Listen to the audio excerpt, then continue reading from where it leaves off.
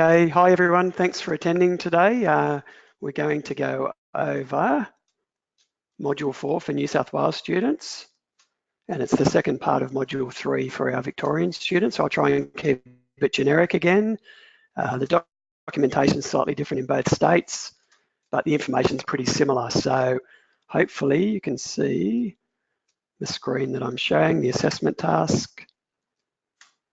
Assessment 4, and as I said, 3 for our Victorian students. Let's just go through the case study. So working at CitySurf Real Estate, you've been asked to work in the property management section and just preparing some documents, basically, and then there's an audio at the end of it. So pretty straightforward, but let's just work our way down and we'll go through the documents. So here we go. There's some information on the case study. You've got the property owners, Mr. and Mrs. Paul. Then you've got the tenants who will be moving in, Andy and Rachel Mifsud. And there's all the instructions that we'll need to go in the documentation below. Okay, so there's a bunch of fees and charges there. Just work your way through those. When we go through the documents, I'll point you to them, but basically just try and include each of those points in the documentation. So your fees, there's a section for that. You work further down, some of those things down the bottom about agents inspecting the property and stuff, that can probably just go in your additional. I think there's an additional notes section that you can complete. So we'll have a look at that, but all the information's there. So let's scroll down. Task A is the managing agency agreement. That's the agreement between CitySurf Real Estate and the owners, Mr. and Mrs. Paul. So let's have a look at that one first. I'll just drag it across. Okay, so I'll use, given I'm in New South Wales, I'll use the New South Wales report, if that's all right with you guys. Just let me get rid of that. All right, that'll be fine. Let's just work this way. Here we go, good.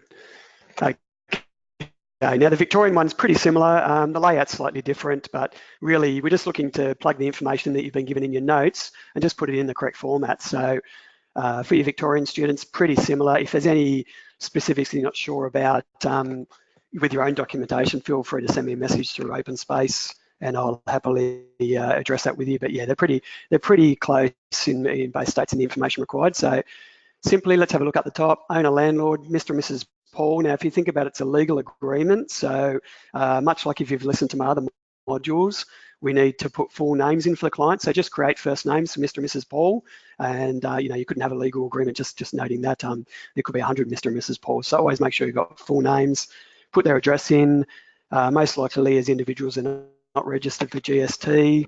So that'd probably be a no. Then we get down here, agent is always CitySurf Real Estate Proprietary Limited. It's a corporation. Your own name doesn't go on the form, any legal documentation, unless you're the licensee and the principal and trade in your own name. The agent is the the registered agency. So CitySurf Real Estate Proprietary Limited. Put the address in. Good to add in maybe an ACN number, create a license number, just make it look professional. And then they would be GST registered, so you could tick that. Okay. We'll go a bit further down. Property address. Look, the address in this case, I'd be happy if you just put the address that's listed for the Mifsuds. That's okay. It's a bit ambiguous, but yeah, if you put in that address, that's fine. Some property details here, things here, interior, exterior, furnishings, fittings. Just add a couple of points in there. Just create it. So property details you could put 3-bedroom house, something like that, double garage, interior, exterior. Fittings, furnishings, carpet, curtains, light fittings. Exterior might be, I don't know, clothesline, garden shed, whatever you like. There's no right or wrong, but try and fill in each box if you can. Just shows that you're putting an effort into thinking about how to complete the agreement. There's no details of any work to be completed, so that'd be NA or nil. I might have mentioned before as well, always don't leave any boxes are blank. Always just put, if there's nothing to put in, just put NA or nil. It just basically stops anyone, the owners, say you sign the agreement, that way the owners can't add any additional information in that wasn't agreed to, which might happen in very rare circumstances, but it could happen. So always put something in. Then smoke alarm is really important for compliance. Sorry, I'm not working with the mouse here. So smoke alarms are installed, you would hope, and then a date. And same as electrical safety switch, hopefully that's installed as well. You could circle those circle those points, and then you can sign and date it. Page 1, pretty straightforward. Let's just go down. Page 2 is similar in some ways. The same details for owner and the agent as page 1. So just basically copy that over and put the same details in. Property address again. It's important to put the permitted number of occupants. So 2 people were approved in this case, as I recall. So you need to list that there. Then the agreement, the date this agreement is effective from. It would obviously be, this is the agreement between the owner and the agency, so it's before any lease is signed, so just put a date in there. And this agreement can also be cancelled with a certain amount of days notice, so make sure that you put the days notice in. If you think about it, I've seen notice periods anywhere from 30 days to 90 days. Probably anything less, 7 or 14 days isn't much notice to give an agent, notice that they're going to change or maybe manage it themselves or change agents to manage the property. So yeah, try maybe somewhere between 30 and 90 days would be good. Then we get into authorisations. They're all the boxes on the things that the owners authorise the agents to do on their behalf. So there's no right or wrong again, just look down, collect rent, do a few different things, do repairs, carry out inspections. So just tick all the boxes you think are relevant. Probably for full management, most of those would be. And that carries on over the page. Oh, just go up again a little bit. Yeah, sorry about this. Here we go. Okay, a few more boxes to tick there. Then we go here to tenancy, term of the tenancy. You could choose your tenancy time frame, 6, 12 months perhaps, how much the rent is per week. Or, if you, in New South Wales, you normally collect it weekly, but you guys in Victoria might do it slightly differently. Just recalculate in need, but it's in your notes. The rental bond amount, make sure you check the correct amount of weeks that is in your state and put that in. Maybe you could put for advertising, well, there's nothing, no authorisations, that'd be an A. Least advertising, how would you advertise it? Internet websites, etc. Put it there. You're doing signage at the property, you could tick yes or no. And the important one down here is your fees. So just make sure you take all your fees that were given to you in your notes and plug them in here. So you've got your management fee that was given, the percentage there. There's a let fee, a renewal fee, and a few other fees. So just make a note of them in that box there. Due and payable, well, really, you can just put end of month or something like that. That's fine. Most times you'll count at the end of the month, so I'll be quite fine with that. And then let's work over the page. The rest of the expenses here, as I recall, I think there was an admin expense. So just put them in there. Just list whatever's relevant. Further down, disclosure. In this case, agent's disclosure isn't direct commission fees. It's to do with any sort of rebates and third-party fees, or if you're getting a some sort of rebate from another, I don't know, maybe someone you're advertising with or something like that. So there's no notes on that. So in that case, it'd be an A or nil. It'd be good if you could just add a couple of details down here to make that property maintenance contracts. I'd be happy to see 1 or 2. You could do Joe's Plumbing or Mike's Electrical or something. That's fine. Maybe down here, put something in for the insurances.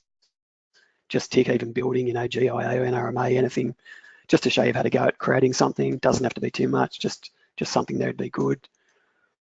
Same thing down to here. Let's go down to the rental payment period. In your notes, there is a note on how often the rent's paid. So put that in there, the correct time frame. Your statement might be different. Statement would still normally come out at the end of month, so it'd be monthly. And payments go to CitySurf Trust account, so you could just maybe create something real simple there for that. There's no unit levies. It's a house, as I recall, so we don't need that. It would be good to have a mouse, but we'll press on.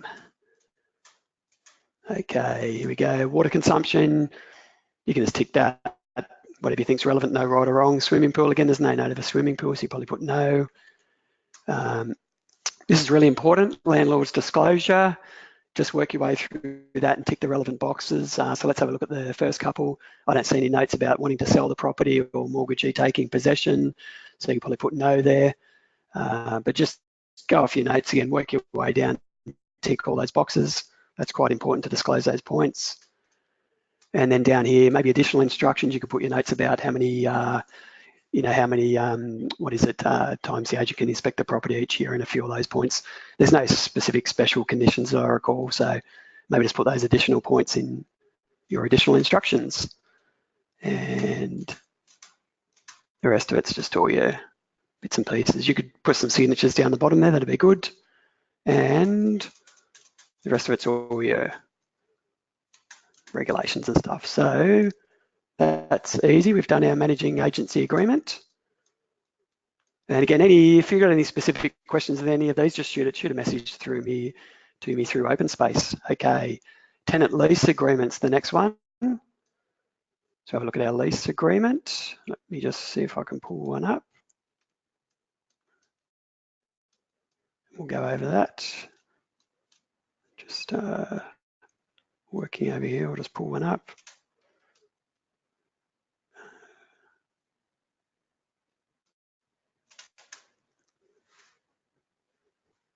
I'm just working out of a different room, so I've got to drag it over.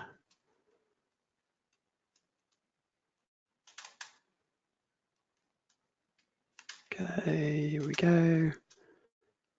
Okay, standard form tenancy agreement, again for your Victorian students, a little bit different, but not a lot. It's really, we're looking for similar sort of information. So this one is pretty straightforward. It's only a couple of pages. So again, we'll have the agreement, date and where it's done at CitySurf Real Estate head office or office. The landlord's details again, just full names would be good, first names. Tenants' names, we've got their full names there, so that goes there. Now, landlord's agent details, that's going to be CitySurf Real Estate, not your own personal name again. It's the legal document. So much as we did with the managing agency agreement, have all those details there. Tenant's agent details, if you think about it, CitySurf is working for the owner, not working for the tenant. So there's really no tenant agent as such. So that would be NA. And then we go term of agreement. You can pick the amount of time you want the agreement to run for, and when it starts, when it finishes. It might be a 6-month lease, whatever you want to pick. Residential premises address, that goes in there again. Let's just scroll down a bit further. Yep, term, then when it starts, finishes, address. Their rental amount down here, the amount per week, and when it starts. Now that rental amount and the payment will start from the start of the lease. That'll be the same date as the first AV lease. Okay, trust account, be where the rent's paid to, so that's all pretty straightforward. Let's skip over to page 2.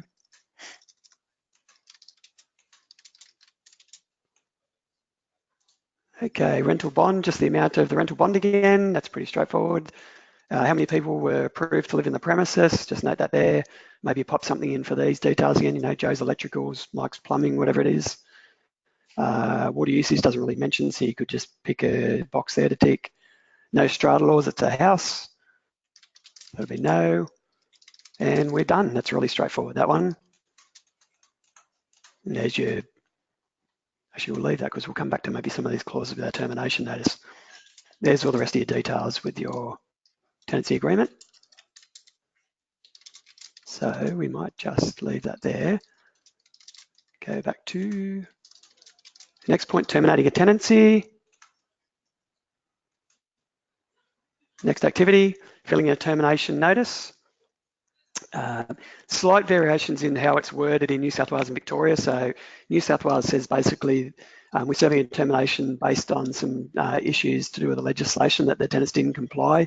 In Victoria, it's to do with rental arrears. So I will bring up our New South Wales one, but yeah, I'll explain it for both states and the best way to fill it in. So let's just see if we can bring up this termination. Okay. Terminate tenancy agreement. Again, the Victorian version is slightly different, but information is pretty much the same. So in this case, you think about it, the current tenant has to be vacated. We haven't been given a name of the current tenant. The MIFSUDs will be moving in. So just create a name, create a name or names of tenants. That's fine. And then the address of the property again that we had from previous. So what we need to do now, we need to decide the notice period will be first and what type of notice we're giving for reason for termination, and that'll affect our dates that we put on here. So I'll address the New South Wales one. Let's look through the try and pick the one that might be most relevant. So there was no notes about being an end of fixed term tenancy. No notes on that one. Tenancy without a reason, so we'll leave those. No notes on being sold, so it wouldn't be that one. Non-payment of rent, well, perhaps. Other breach of agreement, perhaps. And there's nothing to do with death of the tenant or premises destroyed. So for us, or for the New South Wales students, it's going to be I think, rent or other breach of agreement. And then down here, it's how it's delivered, and then we've got to put some dates on. But let's work out a reason. So if you think about it, in New South Wales particularly, if you issue a rental arrears notice, 14-day notice, all the tenants have to do is pay that arrears, and then that termination notice is cancelled and they can remain in the property. So it might actually be better for the New South Wales students if we can go back to our, let's see if we can pull up our tenancy agreement again. Tenancy agreement. Let's have a look here through some of these clauses. There's bits and pieces in the agreement, but I've gone straight to 15. If you look here, use of the premises by tenant, clause 15, and there's a bunch of sub-clauses underneath. So it says about them not meeting regulatory requirements. So let's have a look at these. 15.1, not to use a residential premises for a legal purpose. Yeah, well, that could work. Not to intentionally or negligently cause any damage to the property, that could work as well. So if you think about it, that's a couple of clauses that the tenants couldn't dispute. It's still a 14-day notice period. So we might actually serve the purpose better to pick one of those. You could actually pick 15.1 and type that into the termination notice. So if we go back over here, other breach of agreement besides unpaid rent, still the same notice period. The tenant has breach clauses 15.1 of the residential tenancy agreement dealing with, and just put that wording exactly as it was listed there. Because what would happen if you went to the tribunal, the member hearing the case is going to want to know exactly why you're there, and obviously you've got all your facts and figures together, but just putting clause 15 won't be enough. The member will say, what's the specific reason that you're asking for a termination? So in that case, you could say, well, yeah, it is to do with damages, whatever. That would be dealt with, and there's no real ability for the tenant to escape from that by, as above, just paying the rental arrears and the notice being cancelled. So we want the MIFSUDs to move in, so it'd be good to see for New South Wales students possibly something out of there as a good reason. And then when we get in here, you've got to complete it correctly. So name of landlord agent would be CitySurf Real Estate again. In this case, I used to put on my termination notices something like CitySurf Real Estate Proprietary Limited for and on behalf of, Mr. John Paul and Mrs. Mary Paul, something like that. So you've listed the landlord and the agent, business phone number. So you've got to put the date it's delivered and then how you're delivering it. So if you deliver it in person, 14-day notice period. I always like to just add on a couple of days anyway, just in case the tenant, did go to tribunal and the tenant said, oh, look, I didn't get it till the day after. I just didn't want to get any disputes based on exactly 14 days. So if I hand delivered it to the tenant or put it in their letterbox, I'd normally make it 16 or 17 days just to cover myself and obviously the agency. And if you're posting it, which you need to allow 4 extra days in New South Wales, which would be 18 days, I'd normally make the notice period, say 20, 21 days. So for example, if the date here was the 1st of July, then, for a 14-day notice period, I might make it the 16th or the 17th of July. Up the top here is the actual vacate date. Up here, you've got to put the date in there, okay? So just make sure you complete that properly, give the sufficient notice period. I actually had a time once where I was in an agency and I didn't do it fortunately, but there was a 90-day no grounds notice given to a tenant, and the tenant cottoned on to, when they looked at the termination notice, was 1 day short. So the tenant sat there for the full 3 months, let it go to tribunal, and the member ruled that the termination notice was 1 day short. It was only 89 days, and asked the agency that I worked at to go back and start again and issue a brand new notice, termination notice, another 3-month notice, basically. So it has to be exactly correct with the correct notice period. I've seen it happen. If you think about that case, the owner's not going to be too happy about having to start that process again through an error of 1 day. So really important to get all those correct. And I'll just say for you Victorian students, given the wording in the in the comments about being 4 weeks in arrears, as I recall, I'm quite okay with Victorian students putting, it is a bit different the way it's worded to New South Wales. So you're quite welcome to either put your rent arrears clause in, which I think is 246.1 from memory. That's fine if you guys put that in. If you want to use a damages clause or some other clause that I've discussed, that's fine as well. The main thing again is to just pick a clause that's reasonable, make sure you get your dates right, and the method of delivery, it has to be exactly right, or if ever it goes to tribunal, the member's going to basically throw the case out. So yeah, accuracy is really important with all these documents. Yeah, so we've covered termination as well. There's your other bits and pieces there. You can read through those. And again, the Victorian one's pretty similar, slight different layout. But basically, if we go back to here, just cover all these points. Everything here, make sure you put full names in, get all your fees and charges in correctly, complete your documentation as thoroughly as you can, and you should be pretty right. So we've covered all those three things, the documentation. The last thing to do is your PowerPoint presentation, the audio on that. So you've already done your PowerPoint previously, and here we've now arranged a meeting to discuss the presentation and its contents.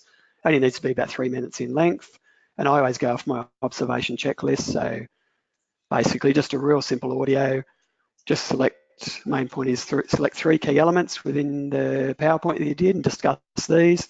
So, you know, you role play like it's a meeting with staff, for example, put forward 3 key elements from your PowerPoint, discuss them, you know, go through all the things, thank the team for attending, ask for any feedback, but really I'll be going off the observation checklist. Just cover your 3 key points, that's the main thing. Just go down, should be an observation checklist every time. Make sure you include your observation checklist in your submission as well, so I can basically tick the boxes to evidence the fact that I've listened to it and it's satisfactory. So there you go, 3 key elements, work your way down, etc. Pretty straightforward. And then we have completed the module. So I didn't think it would take too long today, which is good. Yeah, worked our way through it. The main things I see missed sometimes in the documents are, yeah, just missing putting full names in for clients, leaving blank spaces in the sections, really important. Again, said just to put NA or nil, and maybe sometimes the information we have here in the boxes just sometimes creating extra information that's not needed. You don't need to create too much more. Maybe I said just some of those things like adding in some insurers and tradespeople and things. It's good to see something in there, but yeah, you know, just basically the information that's given here, just put it straight over. Sometimes I see all these extra fees and charges created, but you don't really need to do that. Just put the information that's here and you should be right. So I think we're good, guys. We've covered the module in good time. So thanks all for attending. If anyone wants to shoot me a question, feel free to tap away in the question box now. I can just give it a couple of minutes just to see if there's any specific questions or general question you want to ask about this or any of the other modules. I'm quite happy to look for that for the next minute or so. Otherwise, as I said, you can always message me through OpenSpace directly and ask me any questions. I'm happy to help with any of the modules at any time. So yeah, hopefully that's helped you a little bit today with this and anyone watching in future on OpenSpace. So I'll just give it 1 or 2 minutes just to see if I get any specific questions. And otherwise, yeah, I'll say thanks for attending today. So let's just see if anyone wants to ask anything.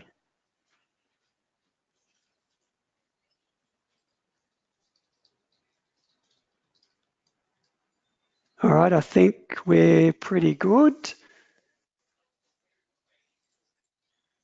Okay, well, yeah, Vicky's got just a question about the PowerPoint presentation, which is from the previous module. Just go to your notes on that. Basically, it is good to see. If you think about a lot of this work is sort of prepare you to work in the industry and, you know, be doing work in an office. You might have to do a presentation in an office one day. So it's good to see, you know, it's a semi-professional presentation of a PowerPoint, depending on whether you've done many of them not in the past. It's just really not trying to put too much information on one page, try and make it readable. Because if you're standing in front of people presenting, you really want to sort of keep your text nice and readable. have some pictures, some colours in there, just try and make it nice and presentable. I see some really excellent ones sometimes, so try and not copy and paste a slab of information that's on really small writing. Just look at it and think, well, gee, would I be able to stand in front of a room of people and would they be interested in this? And you know, does it look presentable? So that's to do with your previous PowerPoints. But yeah, all the stuff that you present, I'm really assessing on the material itself, but it's good to see, you know, the best presentation that you can put forward. So yeah, thanks for that question, Vicky. And look, I'll just add on with your audio and your videos too, same thing basically for anything that you do, just keep it simple, straightforward, just to the point. But yeah, you know, if you're role playing something, especially with your videos, try and yeah, you know, if you've got a couple of people helping you out, try and make it professional. Look, you know, maybe dress in business attire and sit at a table, or like when you do the tribunal one, stand at a desk like you would in a tribunal situation. Try and role play it as best as you can. It's really, again, for your benefit down the track. Try and make it as you know, professional, semi-professional as you can, and just cover the material and you'll be fine. So yeah. All right, thanks guys. Well, that looks good. Said any other questions, just message me through OpenSpace. But thanks for attending today, those that did.